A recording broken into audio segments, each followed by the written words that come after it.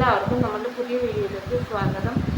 ഇന്നത്തെ വീഡിയോ എന്ന് പറഞ്ഞാൽ നിങ്ങൾ കമ്പനിയിൽ കണ്ടതുപോലെ തന്നെ 0 സബ്സ്ക്രൈബേഴ്സിൽ നിന്നും 500 സബ്സ്ക്രൈബേഴ്സ് ഞാൻ എങ്ങനെയാണ് ആക്കിയെന്നുള്ളതാണ്. ഇത് ഞാനും എൻ്റെ സിസ്റ്റേഴ്സും നമ്മൾ നടത്തിയ ചാനലായിരുന്നു. ലാസ്റ്റ് വീഡിയോസാണ് ഇതിൽ അപ്ലോഡ് ചെയ്തുകൊണ്ടിരുന്നത്. അപ്പോൾ ആദ്യമൊക്കെ എനിക്ക് സബ്സ്ക്രൈബേഴ്സ് വ്യൂസ് ഒന്നും ഉണ്ടായില്ല. അപ്പം ഞങ്ങൾ വിചാരിച്ചു സബ് ചെയ്യാമെന്ന് വിചാരിച്ചു. അങ്ങനെ കുറേ പേരെ കൊണ്ട് സബ് ചെയ്യിപ്പിച്ചു. പക്ഷെ അതുകൊണ്ടൊന്നും ഒരു കാര്യമില്ലായിരുന്നു. പിന്നെയാണ് മനസ്സിലായത് സബ്സ്ക്രൈബർ ചെയ്യുന്ന ആൾക്കാർ വീഡിയോസൊന്നും കാണില്ല. പിന്നെ കുറേ ആൾക്കാർ അൺസബ് ചെയ്ത് പോവുകയും ചെയ്തു. അപ്പോൾ എന്ത് ചെയ്യുന്നു ഇങ്ങനെ വിഷമിച്ചിരിക്കുമ്പോഴാണ് അനിയത്തി പറഞ്ഞത് എന്തെങ്കിലും ആവട്ടെ, നമുക്ക് ഡെയിലി വീഡിയോസ് ഇടാം, വ്യൂസോ സബ്സ്ക്രൈബേഴ്സൊന്നും ഇപ്പോൾ നോക്കണ്ട, നമുക്ക് ഇതിടാമെന്ന് പറഞ്ഞു. അങ്ങനെ ഞങ്ങൾ ഡെയിലി വീഡിയോസ് ഇടാൻ തുടങ്ങി. ഷോർട്സൊക്കെ അനിയത്തിയുടെ ഭാഗ്യം, ലോങ് വീഡിയോസൊക്കെ എൻ്റെ ഭാഗ്യം. ഷോർട്സ് അനിയത്തിയിട്ടുണ്ടെങ്കിൽ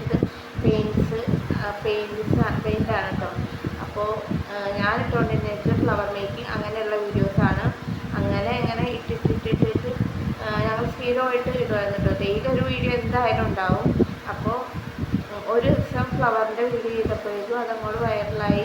11,500 പേര് കണ്ടു. അങ്ങനെ കുറേ 500 സബ്സ്ക്രൈബർ അങ്ങനെ കയറി.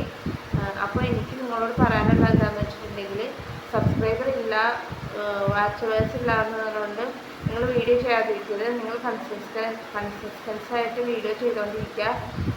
എന്തായാലും ഒരു ദിവസം എന്തായാലും ഒരു വീഡിയോ വൈറലാവും. ഞാൻ ആ വീഡിയോ വൈറലാവുമെന്ന് ഒരിക്കലും പ്രതീക്ഷിച്ചതല്ല. അതുപോലെ നിങ്ങളുടെ വീഡിയോയും വൈറലാവും. നിങ്ങൾ സ്ഥിരമായിട്ട് വീഡിയോസ് ഇട്ടുകൊണ്ടിരിക്കുക. അതായത്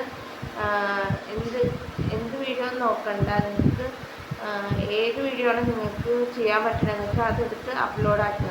കറക്റ്റ് ടൈമിൽ തന്നെ അപ്ലോഡ് ചെയ്യണം. പിന്നെ സബ് എന്തായാലും ചെയ്യാതിരിക്കുക, കാരണം അതുകൊണ്ട് നമുക്കൊരു യൂസും ഇല്ല.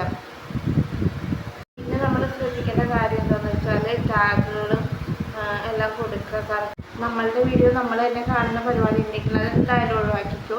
യൂട്യൂബിന് അത് മനസ്സിലാവും അങ്ങനെ നമ്മൾ തന്നെ കാണുന്നതാണെന്നുള്ളത്. അപ്പോൾ നമുക്ക് നമ്മുടെ ഇംപ്രഷൻ കുറയും. അതുകൊണ്ട് അങ്ങനത്തെ പരിപാടി ഉണ്ടെങ്കിൽ അത് നിർത്തിക്കൊള്ളണം. 500 സബ്സ്ക്രൈബർ ആയപ്പോഴേക്കും പിന്നെ ഞങ്ങൾ വീഡിയോ എല്ലാം നിർത്തി.